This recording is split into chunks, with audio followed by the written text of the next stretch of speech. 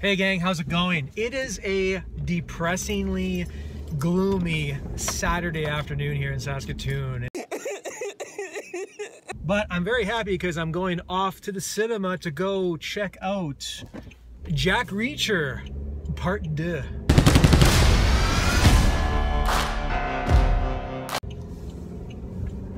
Never go back. Never. If you look well beyond Tom Cruise's unnerving and maniacal laugh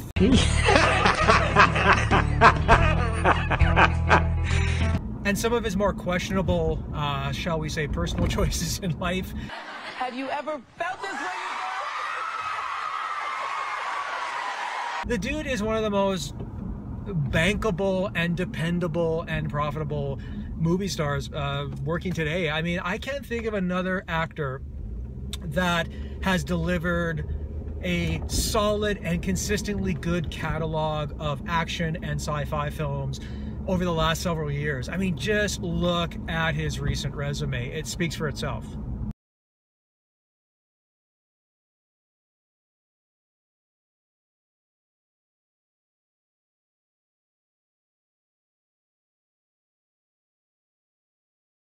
And I was a big fan of Jack Reacher. Now, I was not one of those die-hard fundamentalist Jack Reacher novel devotees that just sort of shunned Tom Cruise's casting as being completely inappropriate for the character. I didn't carry that level of baggage in with me for Jack Reacher 1, so it didn't really factor in my review or my opinion of the film, because quite frankly, it seemed to fit him like a glove, and I thought he was really quite solid. As far as mystery thrillers and military police procedurals, Jack Reacher was, I thought, surprisingly involving, and there was never a dull or boring moment in that film, and it was punctuated by a couple of really solidly helmed action sequences. Yeah, I'm really excited to go see Jack Reacher.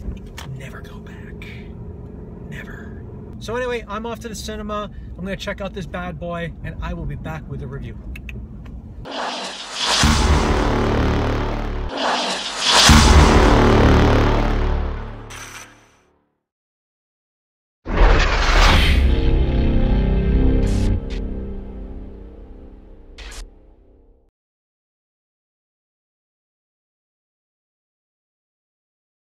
Hey gang, we just got out of Jack Reacher Part 2. Never go back. Never. Otherwise known as the motto of Jeremy Dodge and my existence. I mean, because we will never go back to that movie? Probably not. No, let me have it on. I don't care. That's incredibly rude. I'm so happy to have my very good friend and CTV Morning Live Saskatoon movie segment partner in crime, Jeremy Dodge. Okay. Also harbinger of the smoothest voice in broadcast journalism history. That's not true. I think it's very true. As smooth as a glass of scotch. Anyway. I love scotch. I love scotch. Scotch is scotch. You gotta flatter the people that join you for these reviews. No. So we just got out of Jack Reacher, and I gotta ask you a question, Jeremy. You have read the you said you read some of the Lee Child Jack Reacher books. I have read 4 of them. I'm currently reading my 5th. Okay.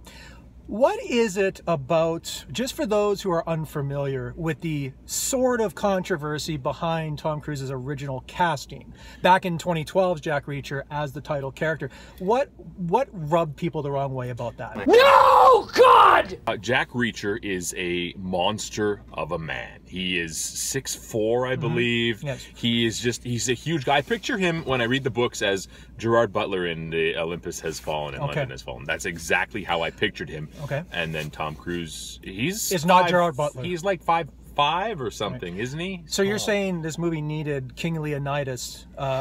This is Sparta! Not the star of Cocktail. No.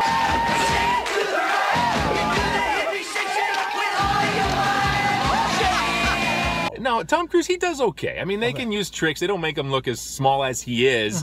He's not as big as I picture Reacher in the books, but he pulls it off. He's okay. He's a good actor. In terms of physically imposing, though, don't you find his maniacal laugh in interviews imposing? Because I certainly do. Yeah, it's I mean, it is spooky. Yeah, it would spook me, too. At 54 years old, how does Tom Cruise not look like Les Grossman from Tropic Thunder by now? He keeps very good care of himself. He Maybe does. there's something to this Scientology. I don't know. Maybe there is. I don't know. But he's got some young DNA going for him. He's doing very well. And I also just realized I'm only 13 years younger than Tom Cruise. that's positive. So let's get to the actual movie, because you and I both saw the first Jack Reacher. Yeah. We both enjoyed it. And you, as a reader of the Lee Child books, also enjoyed the first movie. I did, yeah. And you like Tom Cruise as the character. I can live with it. I don't hate it. I thought Cruise was really solid. And, you know, in terms of like basic storyline, Jack Reacher does indeed go back. False advertising with this film's title. Spoiler He goes alert. back a lot. No, basically, he goes back to hook up with this military woman who's played by Cobie Smulders. Thanks for tipping us off to that sheriff. When are you coming to D.C.? I move around a lot. You're a legend. Folks wonder why you left. Purple Heart, Silver Star. She gets arrested for espionage and treason. And unfortunately, Jack Reacher, very conveniently, also gets arrested for the murder of her military lawyer. They both go on the run. The plot thickens. Right.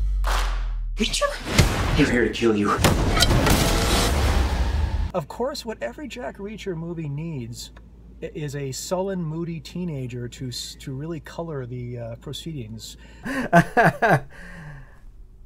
Shit. And of course, I'm being sarcastic. Yeah, I was because, like, I'm trying to think of the first. No, I don't really remember that. So I'll turn to page 2. What did you like and what didn't you like about this? It captured the essence of the Reacher character, other than his physical appearance, very well. Yeah.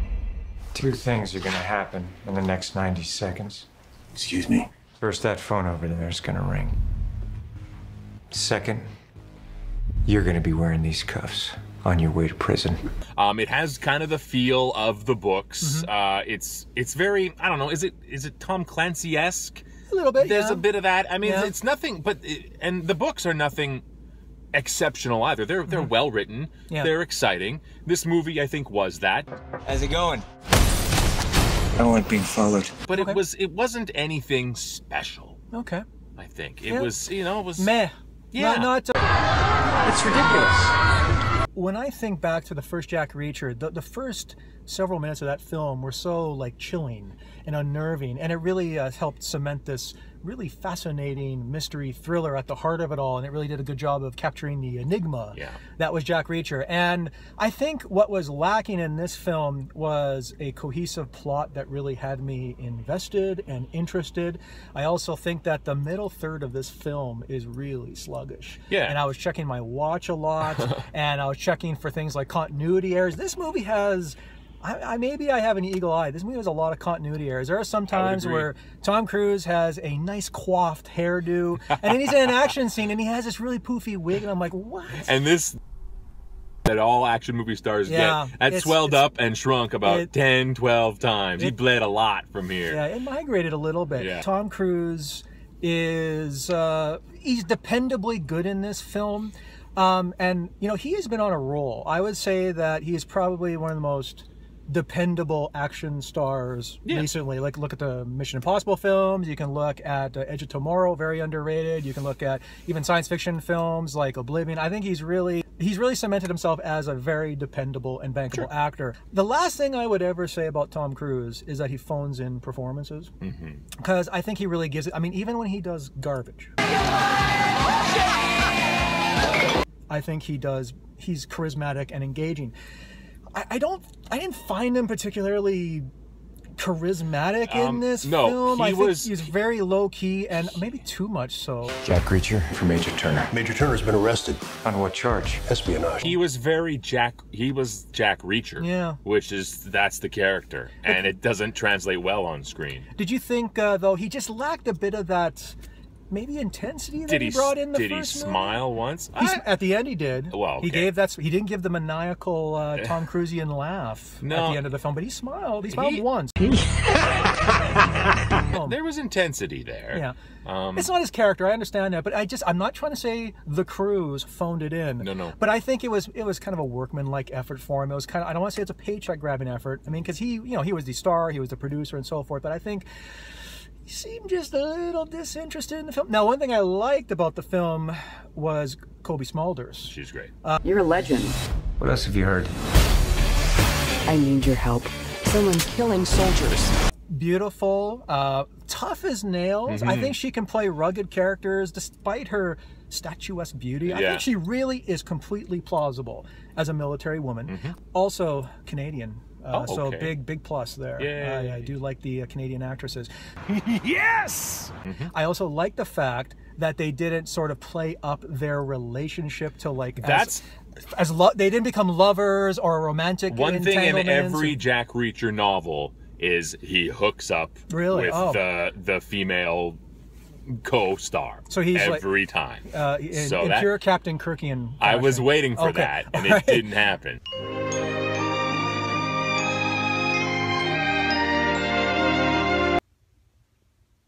Well, but that was refreshing because it could have went that way and it didn't. I like that there was a professionalism about the relationship. Well, I thought that was kind of cool. I think I've read the book where he meets this character. He talks to her on the phone for the first time. They haven't met yet, but they're talking about meeting down the line. Okay. This may be because it said based on the novel by Lee Child. So I assume don't know if Never Go Back.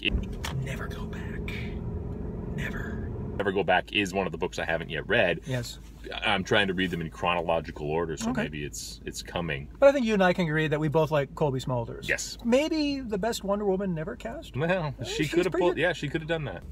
Why did we have this subplot involving Reacher's potential daughter? Did that do anything for you in this film? Because to me, it made him vulnerable. I think is the idea, right? Because he isn't. He's untouchable. He's he's a drifter. He has no ties to anything anywhere. Right. And that usually works to his advantage. I think this made it so that he had a weakness. It was a plot device, I think, more than anything else. And not to take not to shun young actresses who are trying, but it's just like her character on paper really didn't do anything for me. She's very kind of a stereotypical adolescent, moody, sullen teenager who, Jack Reacher and Cobie Smulders say, don't do this and don't ever do this. And what does she do? She does it. And you're kind of like, for the love of God, why are you so stupid? Yeah. And then, of course, but Cobie Smulders teaches her this cool gun disarming move. And I turned to you and I said, she's going to do that to disarm the baddie at the very end of this movie. As soon as you see her, the training, you know that's going to come. She does it. So spoilers, but yes. Yes, big spoiler alert for that. Shh, spoilers! So that part I didn't really like. And also, I didn't think, Edward Zwick directed this movie. And for those who maybe forgot, he directed Tom Cruise in The Last Samurai. And that's a great film. Sure. And you would think that marriage of Cruise and Zwick, two respectable people in Hollywood, I think would have produced an effort with a little bit more chutzpah than what we got here. I think they're capable, but this is Jack Reacher exactly. This movie, I think it's. It's very much Jack Reacher, and I think fans of the books will appreciate this effort. You're a dead man. One of us is. That's a certainty. The books are nothing special. They're entertaining, and I think people have I don't really know why they're so popular. I've been reading them like crazy. Are you becoming an old fuddy-duddy because you were commenting on how many old people were going to the movie? Well, the books have been around for decades. And my father, who's in his 60s, has read them all. And there were a lot of older people in line as we left. You're on your way, Jeremy. I'm okay with that. Yeah, that's right. I'm 41 going on 61. 37 right here. I don't think that the action was as well handled in this film as the previous film, but he does interesting things with salt shakers and cell phones, which are very, very cool in this movie. Yeah, it's true. What you hear is excitement. I think serviceable, entertaining in parts, forgettable. Fans of Jack Reacher will appreciate it and enjoy it for what it is. Okay, I think ultimately, will you be thinking about this movie in a week's time? Not likely. Probably not. No. So. It's ridiculous. Anyway, there you have it. Thank you very much, Jeremy Dodge, for lending your smoothest Scotch voice to this movie review. Here it goes down into my belly. Let us know in the comments what you thought of Jack Reacher Part 2. Never go back. Never. Let us know what your favorite Tom Cruise films are in the comments. Be sure to like this video if you can. You can also subscribe to my channel. I've said it a million times. That would mean the world to me. There's good stuff on there. Thanks, Matt. Thanks for the plug. The check will be in the mail. I'm sure. Thanks again, everyone, and I'll see you at the movies.